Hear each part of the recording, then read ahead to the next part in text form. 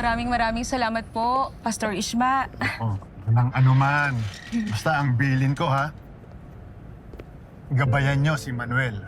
Paalalaanan niyo siya na palaging magdasal. Sure po. Salamat po.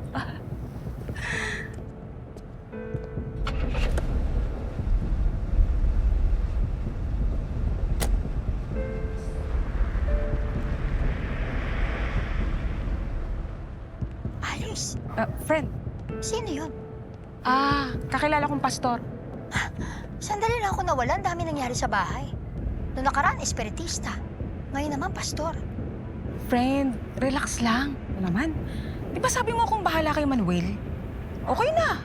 Your secret is safe. Hindi na magtatanong si Manuel tungkol dun sa panaginip niya.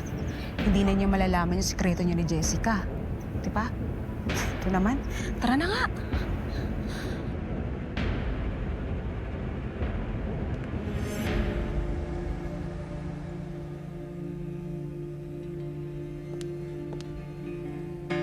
Velma, Noah, hindi mo ba natanggap yung text ko? Sabi ko kahit mamaya ka na. Velma, hindi na ako mapakali. Ano bang problema?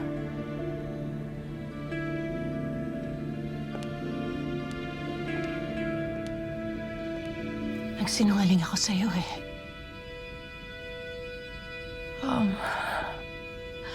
Ang totoo, hindi ako okay. Hindi nawala yung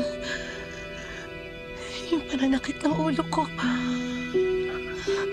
What? Oo. Nagsinungaling ako sa'yo.